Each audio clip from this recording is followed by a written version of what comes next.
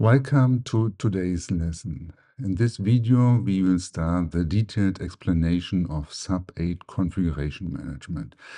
This process is one of the central processes as it impacts capability level 2 together with project management and quality assurance.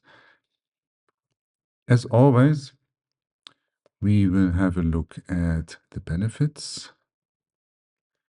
The purpose of this process, then I will explain the outcomes, the information items, and how they impact the purpose and the outcomes. Let's start with the benefits. As you will see in the purpose, configuration management is about providing information or data to people who need it for their work.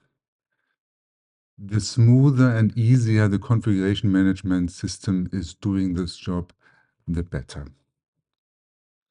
In the best case, everyone in the project will take the system for granted. I have seen projects and organizations reaching the state until the configuration management system went down for a day. So thinking about availability is actually part of this process, as you will see. In an ideal world, everyone in the development project uses the same tool, which minimizes the training effort and tool breaks. And one more benefit, which is using a sophisticated configuration management system, it can inform stakeholders when an item is changed or created.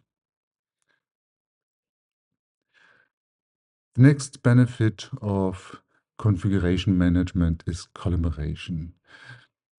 Parallel development has become an integral part in modern development projects using the branching mechanism. This is only possible with proper tool support. After finishing the development, the configuration management system can support the criteria-based merging back and integration.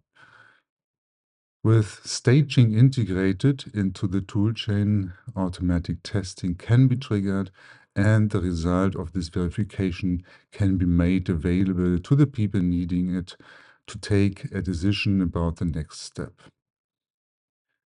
This leads to even more efficient process performance while maintaining the same level of integrity of all data. How can configuration management support completeness?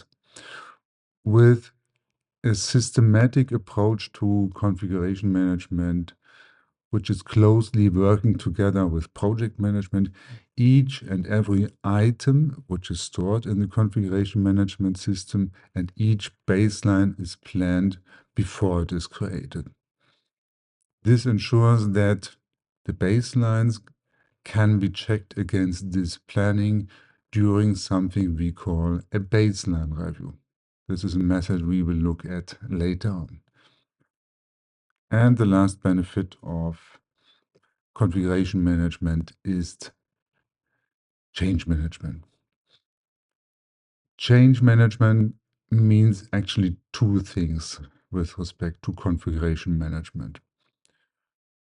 First, keeping a record of all changes which were applied to a configuration item during its entire life. This enhances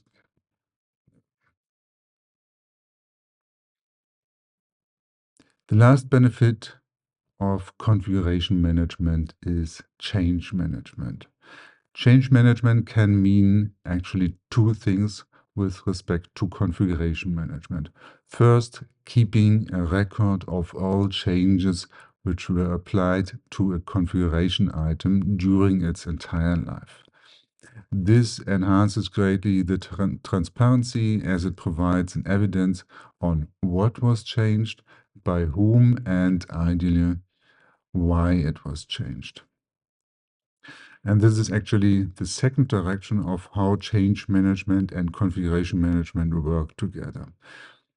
When a change to a configuration item becomes necessary, this is recorded in a change request, as we will see. This change request documents the source of change and the impact of it.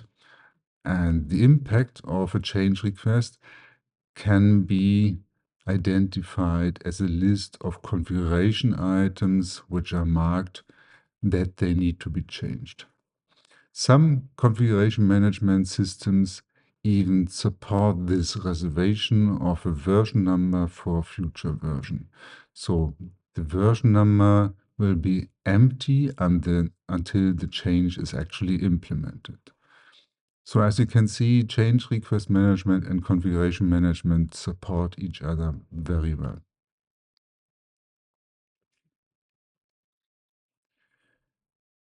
Configuration management is one of the larger processes as it has 8 base practices. It's part of the supporting process group SUP. And configuration management is part of the base processes of the recommended VDA scope. As SUP 8 is considered a core process, it is applicable in all assessments. Let's have a look at the purpose of this process.